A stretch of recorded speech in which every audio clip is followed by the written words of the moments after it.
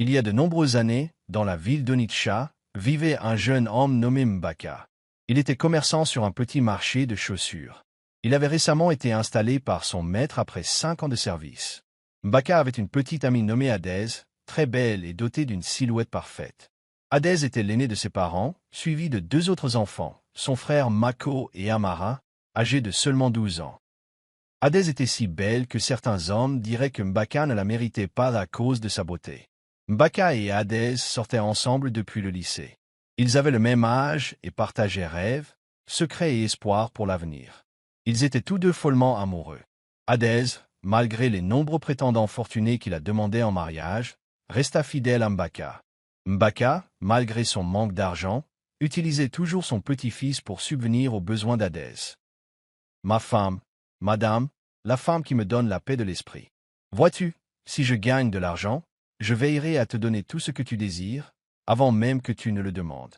Je te gâterai au-delà de ton imagination, dit Mbaka à Adez qui était venu lui rendre visite dans sa boutique cet après-midi-là. Et, monsieur l'amoureux, si je te dis de mourir pour moi, juste pour me prouver ton amour, le feras-tu? Demanda Adez, taquinant Mbaka qui sourit et lui dit. Tu vois, avant même que tu demandes, je vais mourir pour toi. Tu sais que je t'aime très fort, répondit Mbaka. Alors qu'il parlait encore, la mère d'Adez, un seau d'eau froide à la main, marchait vers la boutique de Mbaka, l'air très en colère. Elle avait envoyé Adez acheter son poisson frais au marché, mais Adez se rendit à la boutique de Mbaka et s'oublia tandis que l'amour qu'elle entretenait avec Mbaka lui traversait l'esprit. Ulako, sa mère, sachant pertinemment que c'était là qu'Adez se trouverait, s'y rendit pour chercher sa fille. Elle les vit immédiatement toutes les deux. Elle marcha discrètement sur la pointe des pieds, s'approcha et vida le seau d'eau sur eux deux. Mbaka et Adez bondirent de leur siège en hurlant, se demandant ce qui se passait. Adez, en voyant sa mère, tenta de s'enfuir, mais elle la rappela. Adez, si tu oses faire un pas de plus, ces pantoufles te tomberont sur la tête. Alors, c'est ça le poisson que je t'envoie acheter depuis 14 heures? Et, Adez, alors c'est la boutique de Mbaka qu'ils vendent maintenant du poisson? Du rumi et des juliettes africains, un peu de Jacques et Rose dans Titanic, puisque vous êtes tous les deux trompés. Adez, tu es vraiment nul. Vois ce que l'amour t'a fait. Tes compagnes sont déjà dans la maison de leur mari avec 5 enfants, et toi, tu perds ton temps avec cet imbécile qui refuse de venir payer ta dot. S'exclama Ulako, l'air furieux. Maman, s'il te plaît, calme-toi, dit Mbaka en essayant de s'expliquer. Attends un peu. Mbaka, tu n'es pas assez âgé pour te marier, hein? Si tu aimes vraiment ma fille, viens l'épouser et arrête de la faire attendre. Le temps n'attend pas les femmes, dit Ulako en regardant Mbaka, qui restait muet et ne pouvait rien dire. Et toi, Adez, tu me retrouveras à la maison, idiote, dit-elle en quittant sa boutique. Adez, en rentrant chez lui, vit un homme et des gens venus le demander en mariage. Dès qu'ils la virent, ils sourirent et dirent « Oh, la fleur que nous cherchions est de retour. » Mais Adez les ignora sans même les saluer et alla dans sa chambre. Lorsqu'ils partirent, ses parents la firent venir au salon pour lui poser des questions. « Adez, que voulais-tu dire par ces bêtises? Tu es tellement irrespectueux envers nos visiteurs. » Cherchant son père, elle demanda « Papa, combien de fois t'ai-je dit que je ne souhaitais épouser personne? Arrête d'amener des prétendants ici. » Je n'en veux pas, répondit Adez. Allez, tu veux bien la fermer. Reine Elisabeth 58, si tu veux qu'on arrête d'accepter des prétendants, alors ramène-en un. Adez, tu n'es plus un enfant. Bientôt, ta beauté s'estompera, et personne ne viendra te demander en mariage. Je sais que c'est ce garçon stupide, appelé Mbaka, qui te trompe. Dis-lui que j'ai dit qu'il devrait venir payer ta dot, et arrête d'empêcher les autres prétendants de venir, répondit Ulako. Oh, c'est donc à cause de Mbaka que tu as rejeté tous tes prétendants? Oui, Adez, demanda Uka, son père. Tu as presque 30 ans et te voilà à chasser tous tes prétendants. Écoute, ce sera la dernière fois que je t'embêterai à propos du mariage. Ce qu'un aîné voit assis sur une chaise, même si un enfant grimpe à un arbre, il ne le verra jamais. Ne dites pas que je ne vous ai pas prévenu. On n'attend pas un homme pour se marier, dit Uka à son père en quittant le salon. Adez resta là, moins préoccupé par le manque de respect dont ses visiteurs faisaient preuve. Reine Elisabeth 100, continue d'attendre Mbaka, il te fera du Mbaka un jour. N'importe quoi, dit Ulako en quittant également le salon. Mbaka m'aime beaucoup et ne me ferait jamais de mal, se dit Hadès. Hadès, après être resté seul au salon un moment, perdu dans ses pensées, décida d'aller voir Mbaka chez lui. Mbaka, quand allons-nous nous marier? Nous avons tous les deux 30 ans et sommes bien mûrs pour le mariage. Je sais que tu as des difficultés financières, comme tu m'en as déjà parlé, mais je ne pense pas que ce soit une raison suffisante pour ne pas nous marier. Tu n'as pas besoin que tout l'argent du monde soit sur ton compte en banque avant de te marier, dit Hadès, très inquiet. Hadès, tu t'inquiètes trop. Je t'ai déjà dit que je voulais le meilleur pour toi. Je ne veux pas te marier dans la pauvreté, et tu souffriras avec moi. Tu vois, je te le promets, je t'épouserai avant la fin de l'année, supplia Mbaka. Ce n'est rien, chat. C'est juste que je commence à m'inquiéter et que la pression de mes parents sur mon cou devient trop forte, répondit Hadès en souriant. De retour chez elle ce soir-là, Mbaka resta seul chez lui, perdu dans ses pensées, se demandant quoi faire, car la vie en ville ne m'offre pas beaucoup d'opportunités. Je crois que je dois déménager, se dit Mbaka. Après mûre réflexion, il décida de partir à l'étranger à la recherche de meilleurs horizons. L'idée de laisser Hadès, sa princesse, le peinait, mais il était convaincu que c'était pour leur avenir. Mbaka vendit sa boutique et tous ses biens afin de réunir suffisamment d'argent pour s'installer à l'étranger. Il appela alors Hadès et lui fit part de son projet de déménagement. Hadès, cependant, était terrifiée. Elle avait entendu des histoires d'hommes partis à l'étranger et oubliant ceux qu'ils avaient laissés derrière eux. Mbaka, tu ne partiras nulle part sans moi. Alors tu veux m'abandonner ici, dans un autre pays. Ça n'arrivera pas. Je ne peux pas vivre sans toi, dit Hadès en pleurant. Hadès, calme-toi. Je vais là-bas pour nous offrir une vie meilleure. Je te promets de ne jamais te quitter. Tu es la seule femme que j'aimerai toujours, lui dit Mbaka pour la rassurer. Bien qu'elle lui fasse confiance, la peur était profondément ancrée en elle. Elle craignait que la distance ne brise leur lien. Ce temps allait ternir son amour pour elle. Mbaka, lui aussi très inquiet, lui annonça alors qu'il reviendrait dans 2 ans pour payer sa dot. Mais Hadès ne l'écoutait toujours pas jusqu'à ce que Mbaka évoque l'idée d'une alliance de sang pour sceller leur amour. D'accord, Hadès, pour te montrer combien je t'aime et te rassurer, je ne te quitterai pas pour une autre femme. Faisons un pacte de sang, dit Mbaka en regardant Hadès droit dans les yeux, qui semblait très choqué. Mbaka, CAVA, pourquoi suggérer un pacte de sang? C'est très risqué et ça a tellement d'effets négatifs. Et si, en cours de route, on se séparait, demanda Hadès en fronçant les sourcils. Tu vois? Alors tu comptes me quitter? Hadès, demanda Mbaka. Non, non, ce n'est pas comme si j'avais l'intention de te quitter. C'est juste que cette idée d'alliance de sang ne me plaît pas. Bon, d'accord, pas de problème, je suis d'accord. Allons-y, dit Hadès en regardant Mbaka, maintenant heureux et souriant, tandis qu'il se levait pour aller chercher une aiguille.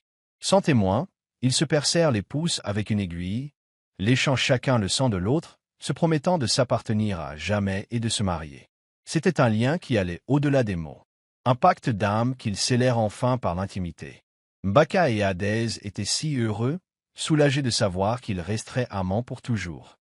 Quelques jours plus tard, Mbaka quitta Hadès en promettant de revenir bientôt pour l'épouser. 2 ans s'étaient écoulés depuis son départ, mais il n'était toujours pas revenu pour épouser Hadès comme promis. Bien qu'Hadès fût inquiète, elle était persuadée que Mbaka ne la quitterait jamais, en raison de leur alliance de sang. Ils s'assuraient toujours de se parler au téléphone. Bientôt, cela faisait 5 ans que Mbaka n'avait pas voyagé. Il était désormais très riche et prenait soin d'Hadès, lui envoyant de l'argent pour qu'elle lui construise une maison. Mbaka possède désormais de nombreux biens fonciers. 8 ans plus tard, Hadès avait 38 ans. Sa patience commençait à s'épuiser. Elle approchait de la quarantaine.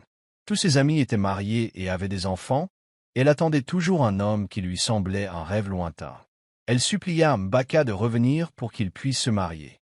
« Mbaka, quand reviens-tu maintenant? Ça fait 8 ans. » demanda Hadès au téléphone. « Mon bébé, ne t'inquiète pas. Je te promets que cette année, je reviendrai à la maison pour Noël, » assurait Mbaka. Mais au fond, il n'était plus amoureux d'Hadès. Il ne l'aimait plus. Comment vais-je lui dire que je ne l'aime plus? Elle a l'air très vieille maintenant.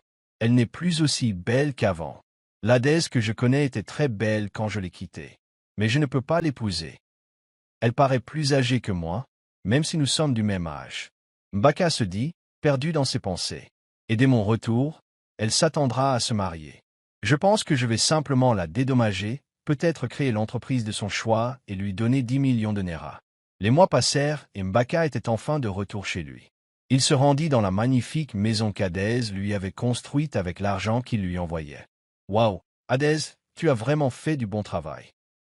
Cette maison est magnifique. » dit Mbaka, admiratif. « S'il te plaît, quitte cette maison en premier. Je suis si heureuse de te revoir. » 8 ans plus tard, dit Adès en le serrant fort dans ses bras. « Mon Dieu, tu as tellement changé. Tu es maintenant immense et beau, » dit Adès en souriant à Mbaka qui lui rendit un faux sourire, le regardant avec dégoût. Il lui donna ensuite tout ce qu'il lui avait acheté, lui disant qu'il allait lui rendre visite chez elle et qu'il avait besoin de repos. Adès fut surprise que Mbaka, qui ne l'avait pas vu depuis des années, lui demande de partir simplement parce qu'il était fatigué et voulait se reposer. Elle se sentit mal, mais ne dit rien en partant. Le lendemain, Mbaka s'habilla et se rendit chez Adès, espérant l'emmener dans un endroit calme pour lui annoncer qu'il n'était plus amoureux d'elle.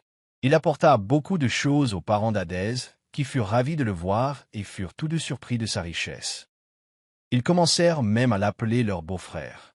Dès qu'il leur donna 100 000 Nera à chacun, Olaku écarquilla les yeux. Elle vit immédiatement l'argent et demanda à Mbaka, « Notre belle famille, quand viens-tu payer la dot d'Adès?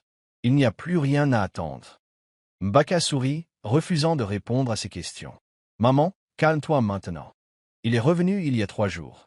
Qu'il se repose d'abord. » Adès sourit, s'accrochant au corps de Mbaka. « S'il vous plaît, j'aimerais emmener Adès avec moi, » dit Mbaka en regardant ses parents. « C'est pour ça que vous nous demandez la permission. Vous pouvez l'emmener où vous voulez. Elle est déjà votre propriété, » répondirent Okav et Olaku en riant. Alors que Mbaka et Adès s'apprêtaient à partir, il aperçut Amara, la sœur cadette d'Adès, qui venait de prendre son bain et nouait une serviette en passant dans le palot. Mbaka la regarda avec convoitise jusqu'à ce qu'Adès le tapote. Il reprit alors ses esprits. « Adès, n'est-ce pas Amara, ta petite sœur, qui était toute petite avant que je quitte ce pays ?» demanda Mbaka. « Oui, c'est elle. C'est une grande fille maintenant. Elle avait 12 ans quand tu as voyagé. Elle en a 20 maintenant, » répondit Adès. « Waouh, waouh, elle est très belle. Elle a tellement changé, » dit Mbaka en souriant. Ils partirent tous les deux. Alors qu'ils conduisaient, Mbaka demanda à Adès si sa maison ou un restaurant lui conviendrait et qu'il devait lui confier quelque chose de très important. « Allons chez toi, » dit Adès en souriant, pensant que Mbaka allait la demander en mariage. Lorsqu'ils arrivèrent chez lui, il la regarda droit dans les yeux avec une profonde pitié, puis lui dit « Je ne suis plus amoureux de toi. Rompons nos liens de sang et prenons des chemins différents. » Adès se nettoya les oreilles pour être sûr de bien l'entendre. « Désolé, je n'ai pas entendu ce que tu as dit, » demanda Adès, l'air très choqué. « Je ne suis plus amoureuse de toi, » dis-je.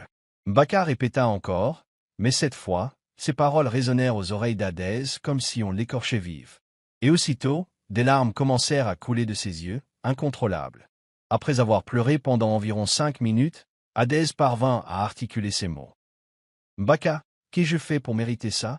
Que ai-je fait de mal? Pourquoi essaies-tu de me gâcher la vie? J'ai fait beaucoup de sacrifices pour toi. J'ai chassé tous mes prétendants. Mbaka, je t'aime de toute ma vie. » Adès a dit en pleurant, « S'il te plaît, calme-toi.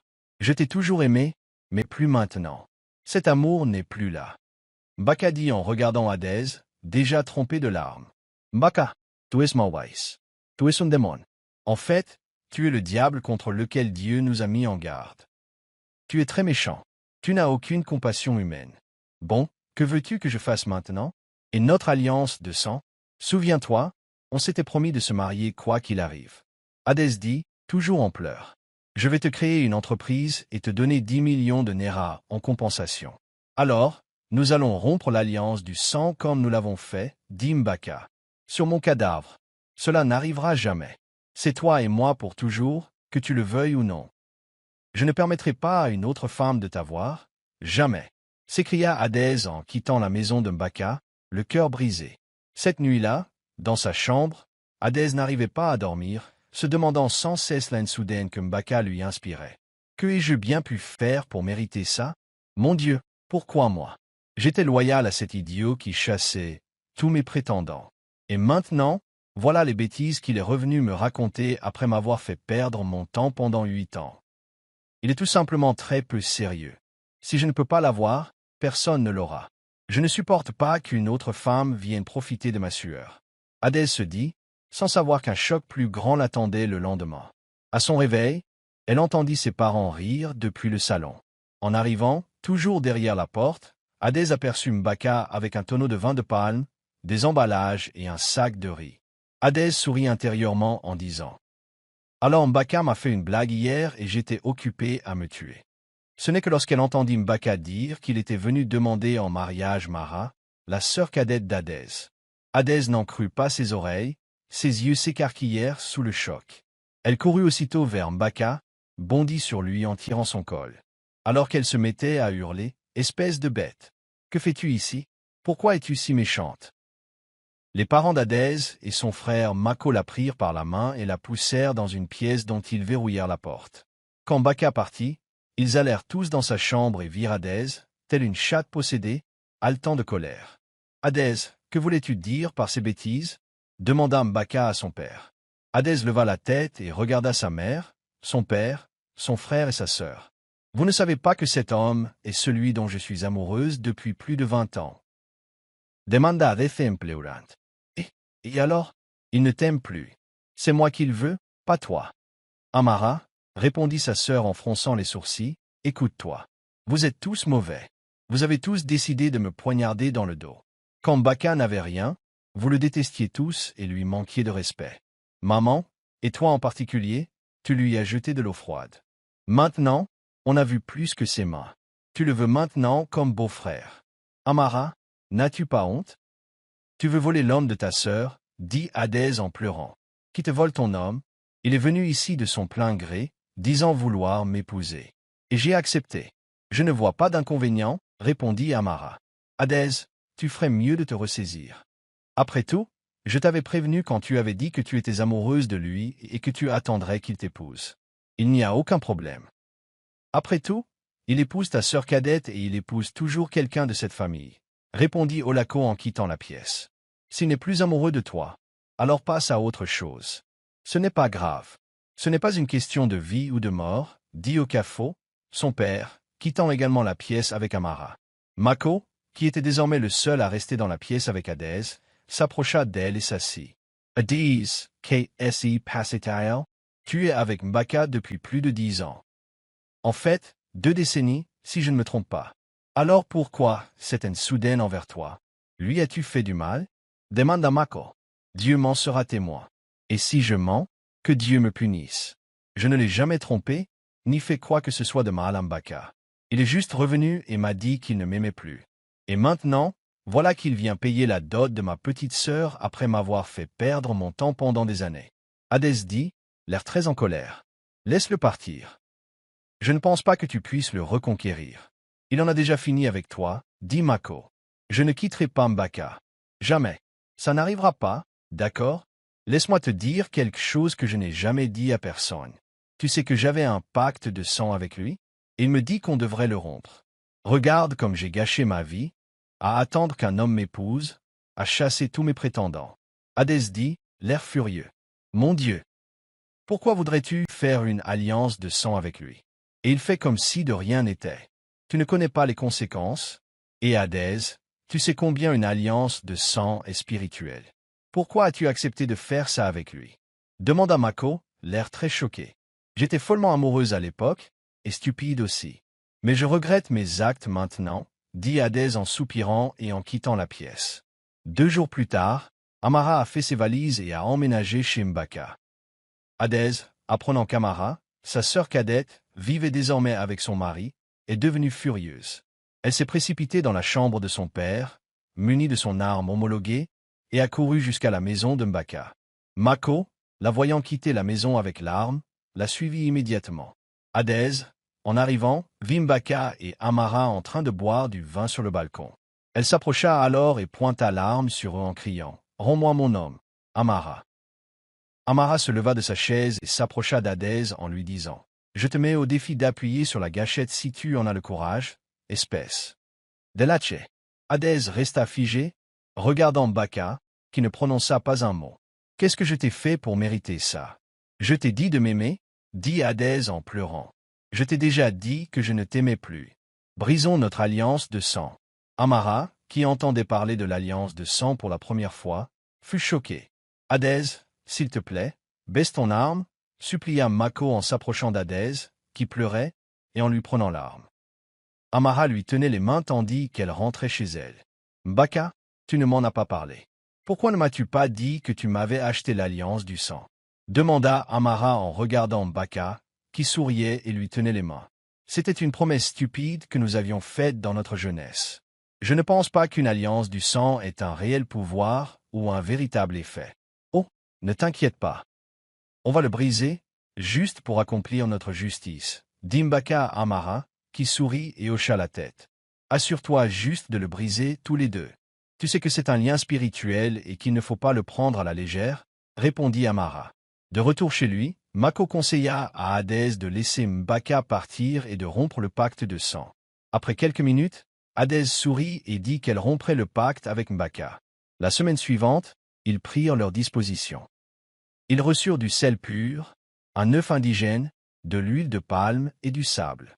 Ils s'enfermèrent seuls dans une pièce et renoncèrent à tout ce qu'ils avaient dit, se disant qu'ils étaient désormais libres de se séparer. Mbaka était si heureux qu'il commença à préparer son mariage avec Amara. Hadès, quant à elle, n'était pas encore satisfaite et décida de s'occuper de Mbaka et de sa sœur. Une nuit, alors que tout le monde dormait, Hadès fit discrètement ses bagages et quitta la maison, se dirigeant directement vers celle de Mbaka. Arrivée sur place, le portail était verrouillé, mais elle sauta par-dessus la clôture et entra, tenant l'arme de son père. Ses yeux étaient rouges, elle ressemblait à une sorcière assoiffée de sang. Elle se dirigea droit vers la chambre de Mbaka, où il était couché avec Amara, sa sœur, et ouvrit la porte avec force. Ils bondirent tous deux de leur lit en voyant Hadès pointer une arme sur eux. « Si je ne peux pas avoir Mbaka, personne d'autre ne le fera.